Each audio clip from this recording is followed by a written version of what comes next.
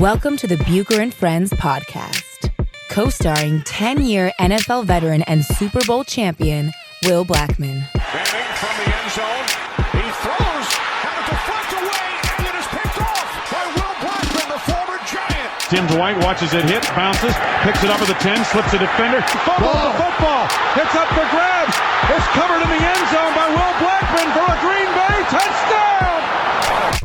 And now, here is your host, Let's send it over to Rick Bucher. Rick Bucher.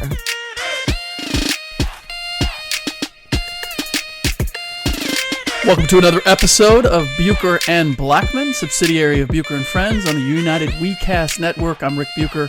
He's 10-year NFL vet and Super Bowl champ Will Blackmon. You can catch him on NFL Game Day Live Sundays on NFL Network and on Twitter at Will Blackmon.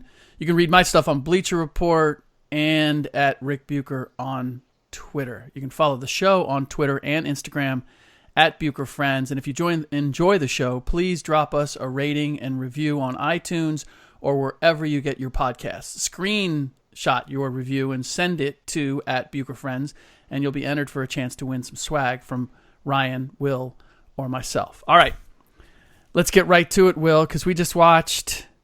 I don't want to be a man of hyperbole, so you tell me exactly how I should define or how we should define the Rams' 54-51 win over the Kansas City Chiefs. The future of football. This is it now. Yeah. This is what we got, you know. Offenses have the freedom to do whatever they want, and you saw it on display tonight. Did I mention I'm talking to 10-year NFL vet and defensive back? Can I say 12? Back? 12 sounds better. 12? Okay. I'm going to say 12. Let's flip it to 12. Why not? Just add 2 more years. But a defensive back in the NFL, wide receiver in college, or at least, your last year, if I'm not mistaken? Yeah, I played both ways. Okay. Mainly receiver my senior year. But heart lies with those who play defense. And this is one of the things that I wanted to get to with you as I watched it. Heart lies with those who play football. I'm a football player. But go ahead. I'm probably 60-40 defense. So yeah, you're right. Go ahead. Okay. But here's the thing. For a 54-51 game, the defense and its part in it and the dynamic plays on the defensive side of the ball, like normally you'd think of 54-51 as an up and down affair, and it was that to a certain extent.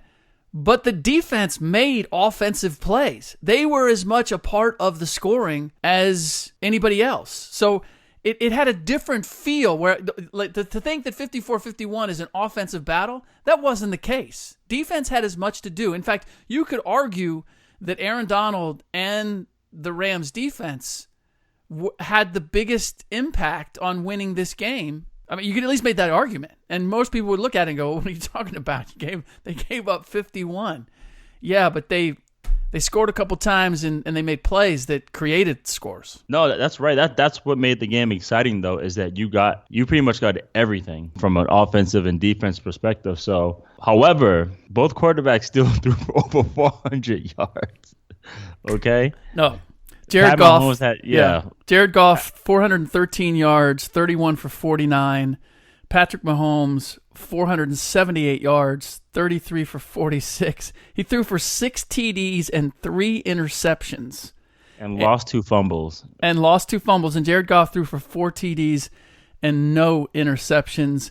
Both had ratings of 117. For Holmes, it was 117.6. So it's odd that his rating was actually higher than Jared Goff's by a half a point, whatever that means. What I want to know is, what game did you play in your career, college, high school, pro, that came the closest to what you just witnessed? Gosh, I got to see 12 years. I got to dig in the archives. If it was 10 years, it'd be like right there. I know. But 12 years, a little tougher to dig out. That one is tough. I mean, maybe you haven't. Maybe there isn't one. Because this was an extraordinary game. The other thing that I'm curious about is what it's like for a defensive player when a game is like this. Because it's kind of weird, but it was almost especially with the Rams, but I think both sides. Like, the defensive players were keyed up in this game. It was an exciting game both ways. There was opportunities to make big plays. It wasn't as if I saw two defenses that were just kind of beaten up. They seemed to be as electrified by the pace of this game and the scoring as any other unit. Well, you know what? You mean the Rams defense, right? I mean, kind of both defenses, but especially the Rams. The Rams, I saw like just a fever. Once they made a play or two, like you could just tell it. Everybody wanted to make a play. Everybody wanted to score. Well, I think I alluded to it last time, but when you're playing and you have an offense that can go out there and score on every single drive, that does kind of change your mentality a little bit. As in, like, okay, we don't have to do much. Right. Because we have an offense that can score. So that's where I see. But they've been in games, going back to the Minnesota game where Kirk threw for over 400 yards and they still won. They go to New Orleans and same thing. Drew Brees lights it up. I mean, they didn't win, but it was a situation where they lost that game and put up 35. The game where they played the Vikings put up 31 and they managed to put up 38. Seahawks put up 31 on them. They put up 33. So they're used to games like this. It's almost like they went into this game knowing, like, you know what, we're gonna do everything we can to try to stop them, but it's gonna be very difficult. Yeah. Especially the type of defense that the Rams play. Wade Phillips plays some type of like defense that has zero principles. So if you miss your assignment, or someone like, when Sam Shields fell on the slot and they're like, why is Tyreek Hill wide open? Right. Because of stuff like that. Right. They're built for those kind of games. Is there any big picture takeaway for you? Obviously, this was played in L.A. Did the Rams, it's going to sound crazy, it's a 54-51 game, came down to the wire, but did the Rams prove to you in some way that they are definitively the better team? They did, because of their defensive front. They made the plays necessary that truly changed the game tremendously, and starting with Aaron Donald. So I think they are the better team in that regards. I will say, for the linemen on both sides, I've never seen Andrew Whitworth look so human. Going back to his Bengals days, he had a false start. He got trucked a couple times. Like, I've never seen him show up on the replays the way that he did. That was amazing. Well, everyone was jacked up for this game. Two teams with 1 losses coming in here. Monday Night Football. 2 explosive offenses. Everyone was ready to go and show up because they knew everyone was going to watch this game. Other than the Super Bowl, like, everyone's watching this game. So, there's a lot of talk about that. And I've always wondered, especially for guys who've been in the league, 15, 20 years ago, Monday Night Football was, you didn't have access. You didn't have the NFL League Pass. So you didn't see everybody. You didn't see everything. You saw the games in your area. But Monday Night Football was the night where everybody in the country watched you. You seem to be telling me that it's still a thing with players, that Monday Night Football or that solo Sunday Night Football, when you're the only game being played at a particular time, that everybody gets geeked up. It still holds a special place in a player's head when he goes out there knowing he's playing on Sunday night or Monday night. Well, yeah, because this is your chance. Everyone, especially when you're, take somebody, well, just say myself, when I played in Seattle or when I played in, Green Bay, our games were, they would have been on locally, and my family back home wouldn't have been watching. My family back home gets all the Patriot games, right? So for us to be live on national television, that means everyone gets, we are the only game on. Right. So, yeah, I mean, absolutely. Is it just the fact that it's family? Is there something else about that feeling? Is there a feeling in the stadium? Is there, generally it's a later game, so you're probably under the lights. You occasionally play under the lights, but not like you do for a Monday night game, right? Right. Yeah, and it's a huge production, and it's LA, so I know everybody was excited. Yeah. In that case. Well, no, because even when I was in Green Bay, we had a lot of games that were flex because we were good, and we were Green Bay. We had Favre, or we had Aaron Rodgers. I remember we played the Dallas Cowboys, and I'm warming up in Green Bay. I look up, and Jay-Z's on the sideline. So I think I was like 23 years old, and so I see him on the sideline, like, all right, now I really got to do something tonight because Jay-Z is here. And so it was so fun. I got like this, I caused a fumble on Marion Barber. I punched the ball out, and I recovered it. And I remember I ran down the field like next to him, and he has like the rock, the diamond side, and I actually threw it up. Thinking about it, it was so corny, man. I don't know why I did that. Yeah. How old were you? 23? Yeah, about that. You're allowed. That's allowed.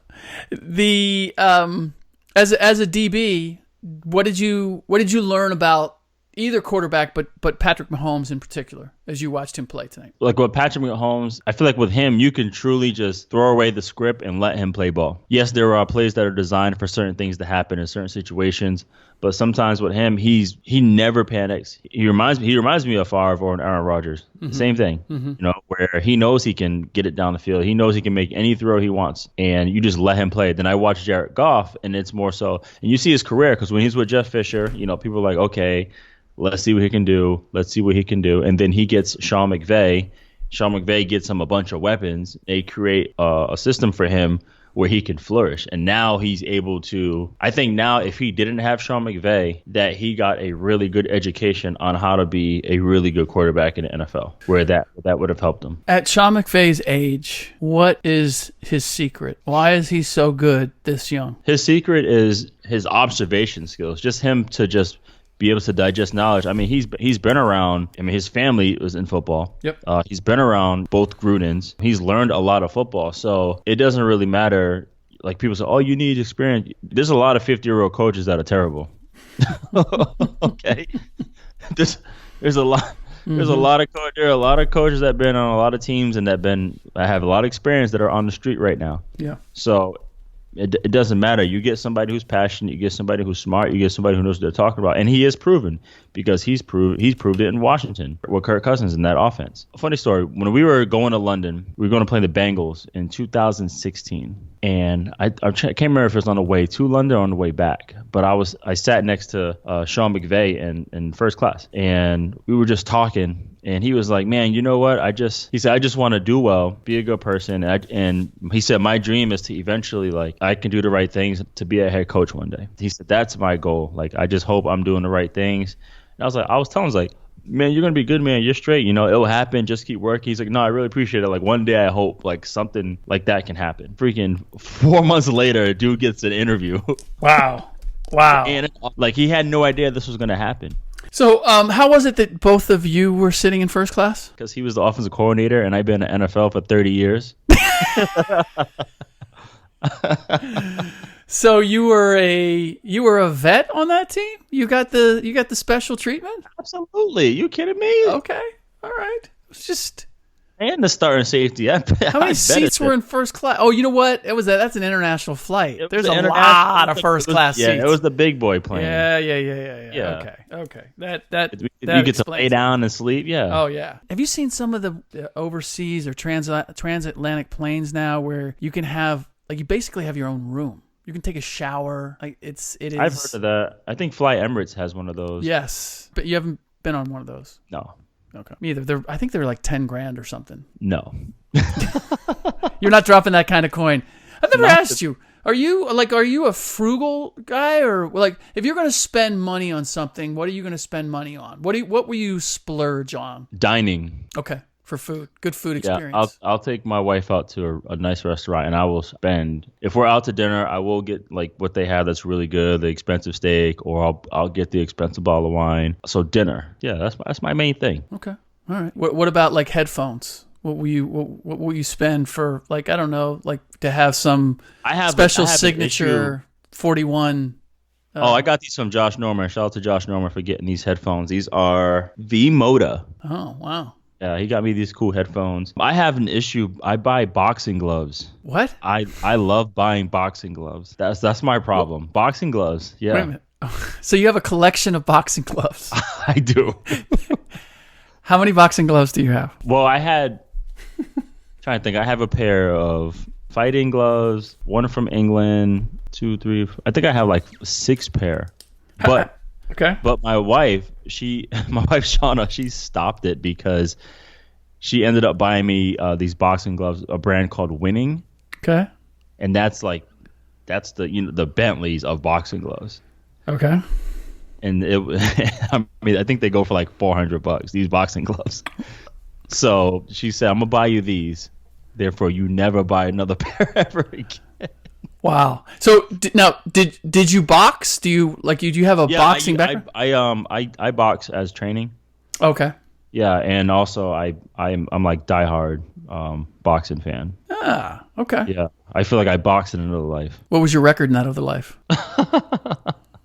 I don't think I ever kept record. I think I was more of like a brawler, just a street fighter. just met somebody in the ring. What was your first pair that you bought? How did you get into collecting boxing gloves? Well, I started boxing, like hitting mitts and training boxing when I moved out here in 2008. And I would just use it as training. And so I had these gloves from, at the time it was LA Boxing. I was like, I want to get another pair of gloves. And then these look cool. And then these look cool. And then it's almost like buying shoes. Like all these look cool. So I just kept buying gloves. And I wanted to look different every single time. So I don't know, man. It's a weird habit. So you got 6 pair and you stopped now because you have the winning. The winning was the last I could easily have 30 pair. But yeah, I stopped. Wow. I still browse. Where do you browse for boxing gloves? You go to Everlast or Boxing Depot or... See, I'm surprised that Everlast isn't the Bentley of boxing gloves because... It's winnings, man. No, they do. Everlast does make premium gloves, or Grant. I know Mayweather, he boxes with Grant boxing gloves. Pacquiao uses winning. Miguel Cotto, he's an Everlast sponsored guy. Okay. So back to the game. The clock management at the end, where McVay remained aggressive, and I think they burned like 28 seconds off the clock, gave the ball back to Kansas City with over a minute and a timeout left. It worked out in their favor, but that was a point where I went, okay, it could have cost them. Yeah, and Sean suddenly looks all of whatever age he is. He looks like a 30-something right now because he just kept the pedal to the metal. He looked bummed out. He was like, "Oh man," because he knew. He was like, "Ooh, this is going to come back and bite me in the ass." They got the ball with a minute and a half left and 3 timeouts, so he knew. But it'd be interesting to see his interview when they ask him that question, because I'm sure everybody in the world was like, okay, it's Todd Gurley time. And so I got the first one, okay, bootleg, we're gonna throw it, to the sideline real quick. And then when he ran again, the player was wide open. Mm-hmm. It was a great play by Ron Hopper to knock it down. I thought he picked it. I almost passed out. Well, here's the other thing too, like a rollout on that. So he had the rusher in his face that got a hand on it. I get it. Maybe he tried to trick everybody, out trick himself, but... When something like that happens, how many guys in the locker room or how many guys on the sideline instantly know, okay, hold on a second, what are we doing? A lot of guys don't know. I mean, it's funny because when it was 4th down, they had a punt it. They panned to Aaron Donald, and he kind of looked like...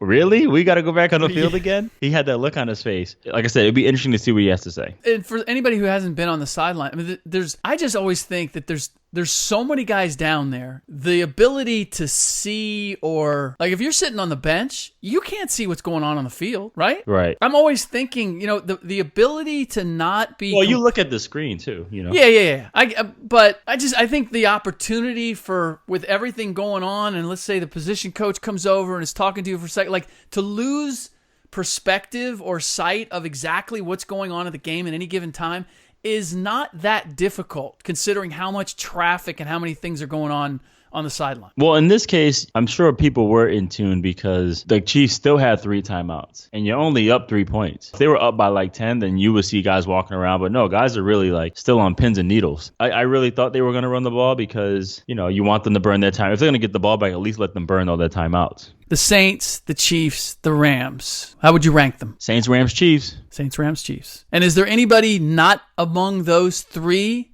that are in the conversation? Steelers. Oh, okay. All right. Okay, and where do you put them among them? Well, they're among them. They're 4 if they're... Okay, all right. If we're talking all those, yeah. They're in the group, but they're at the end of the line. Yeah. Okay. All right. Wanted to bring this up. I teased it in the last podcast. They brought in 5 officials. This is supposed to be sort of an all-star officiating crew. Now, ton of flags on Kansas City. A record number of flags, if I'm not mistaken. Right. Especially in the first half. What did you make of those calls? Were you looking at it and thinking, all-star crew my ass, or was there enough hand fighting going on? Were the Chiefs doing it to themselves, or do you think that they were getting picked on? Some of those flags look like they weren't sure if they wanted to throw it or not. Some of them were ridiculous. Like the one they called on Ty Hill, I think it was. I think that's his name.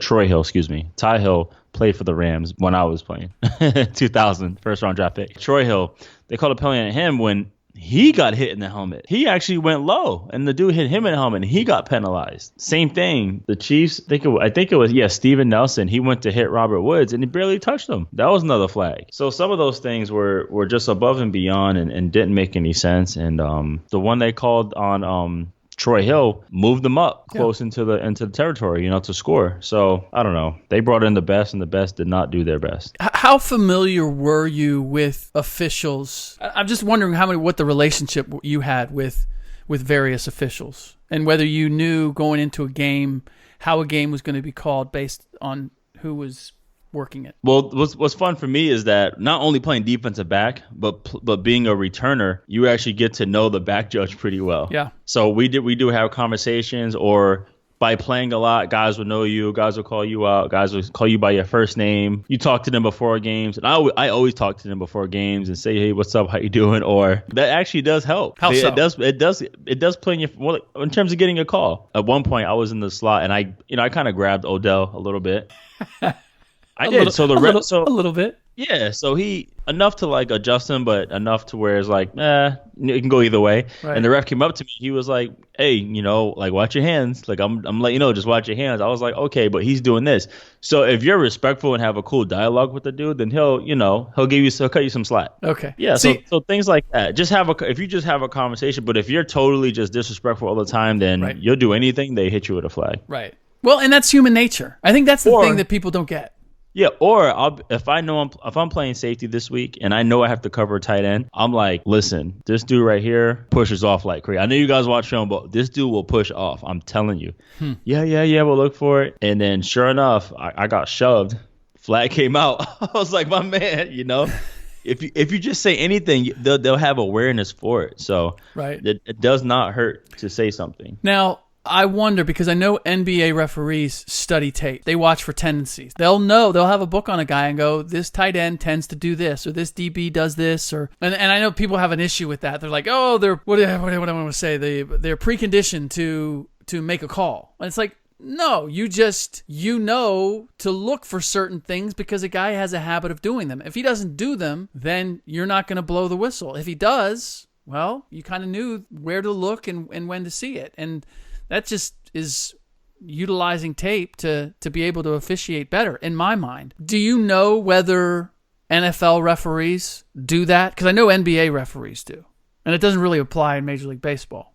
I have a feeling because I know I talked to one of the referees, and he mentioned how he has seen tape and he's seen a couple of things, and he's aware of whatever. So I can be like, hey, so and so pushed off. He goes, yeah, I seen him a couple of times last week. So I'm sure they do, but it's funny too because every week before we play a game, the coach will put up who is the referees for this week. And so, hey, this crew might be big on, they call the most pass interference. So DBs like watch your hands, be careful, or they call the most offside. So D-line, make sure you're doing this. So we have all the stats on each crew. Do your coaches, or does the head coach get mad at penalties no matter what? Or there are certain penalties where they either don't mention it or they're accepting of it? I've always thought penalties aren't necessarily all created equal. There's certain penalties where you might look at it and go, that was a bad call. I'm not going to get on my guy for getting that because that was a bad flag. But the bottom line is it's working against you. There was probably some way you could have prevented it.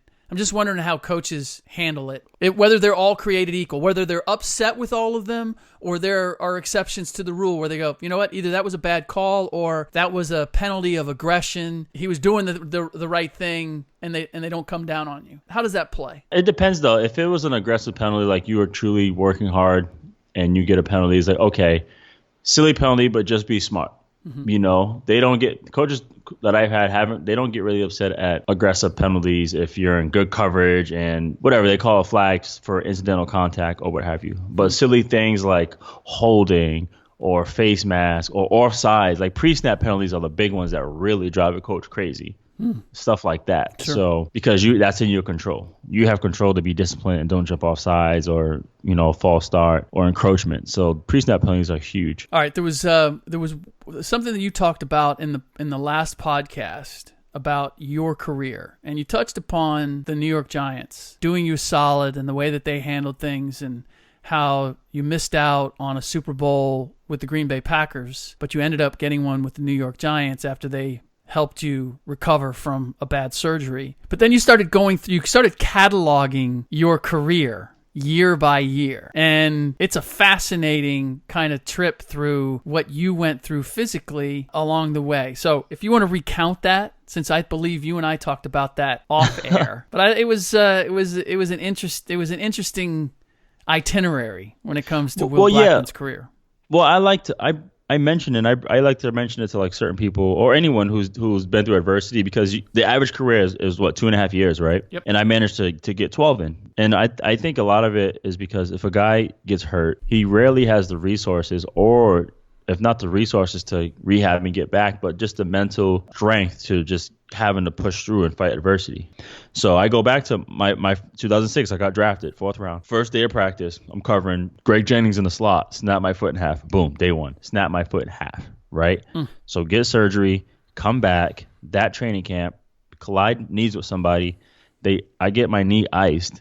And apparently it iced too long and it froze my peroneal nerve. Now, the peroneal nerve is the nerve that helps you dorsiflex your foot. It goes all the way to your big toe. This is my first year. So I'm struggling with that for about 4 weeks. I come back later towards the end of the season. I get cracked backed, end up breaking a rib, go on injury reserve.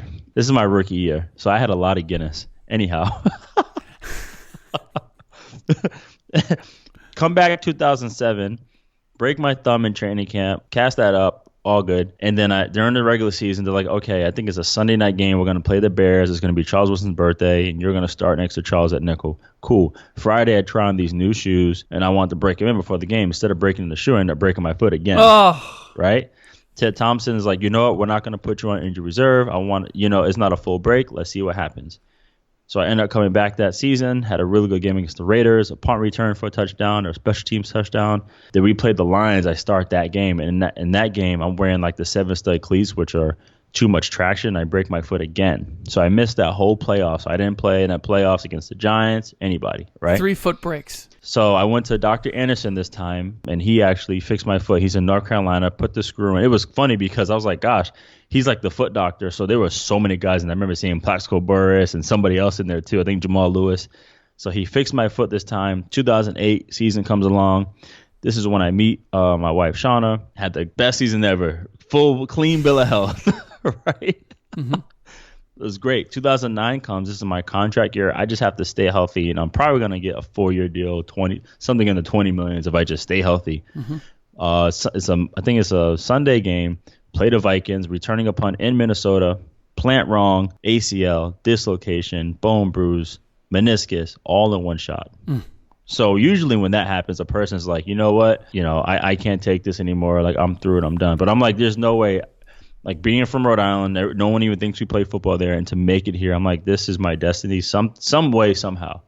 And a lot of it had to do with my wife, because she ended up changing my diet. And she's such a warrior, man. She's so mentally strong. And just, if I felt like crap one day, she's the one person that's like, dude, you got this, So came back 2010, rehabbed, end up getting cut through to a failed physical because when I did a cadaver, which you're not supposed to do for an ACL, an athlete, you want to do a patella tendon graft, it didn't heal right. Went to the Giants. I mentioned before how when I signed with them, I had to sign a waiver saying they're not responsible for my knee. So my knee ended up failing that year and just went to complete shred.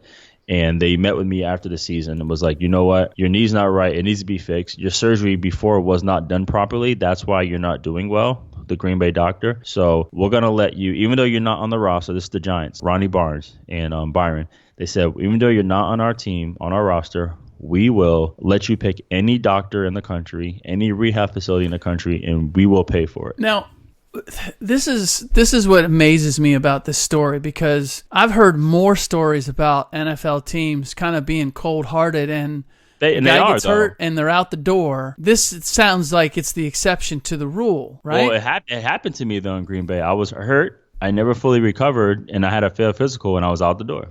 I get that, but the Giants went above and beyond. You weren't that. It wasn't even their problem, and we weren't, as they said, you weren't even on the roster. I wasn't even drafted by them. I was a mid-season pickup. Right, and they went above and beyond. I mean, they didn't have to do any of that. They'd have to, and they could have let me go just like anybody else. Yeah. And sure enough, I went and picked a surgeon. I went to Curlin Job in L.A., Dr. Taboni, and I went to Gavin McMillan at Sports Science Lab for my rehabilitation. At the time, his therapist was Julia Juliuson. And yes, Julia Juliuson. That was her name. Like Julia Gulia from, what was it, Wedding Crashers? I forget. I don't know. No, I'm not Wedding Singer. Excuse me. Yes. So sure enough, when I went there, I sent all these bills to them, and they just kept coming through with they kept paying them every time. I would just send them. This was like during, I think it was during the lockout too. Yeah, so they paid for everything. Jerry Reese was the GM at the time. He said, "Hey, give me a call whenever you're feeling good." And usually guys say that as courtesy. Right. I was calling that damn dude. So when I felt healthy, I called him, and he was like, "All right, I'll bring you in for a workout." So they brought me in for a workout. They didn't sign me that day, but they waited a little bit. A couple months later, he ended up bringing me on. So when I got cut from Green Bay, that's the year Green Bay won the Super Bowl. Destroyed me. Because I was part of that team. I was part of building that team. I was part of the 4-year plan that Mike McCarthy had. And then when I signed at 11 with the Giants, that's the year Giants won the Super Bowl. So I kind of got like redemption in that regards. So usually if you're on a Super Bowl winning team, everyone is going to get signed, right? Like other teams are going to pluck off your team during free agency. Right. I didn't get one call in 2012. Really? I didn't get one single phone call in 2000. Nothing. Why do you think that was? Maybe because of my injury. Had to be. There's no reason not other than my injury. So I couldn't get anything. But you played in that Super Bowl. I played in the Super Bowl, yeah. Yeah. I played in the Super Bowl. Didn't have anything. Also, I mentioned earlier, my agent, Paul Lawrence at the time, he ended up passing away from a heart attack. So I had to get a new agent in Eugene Parker.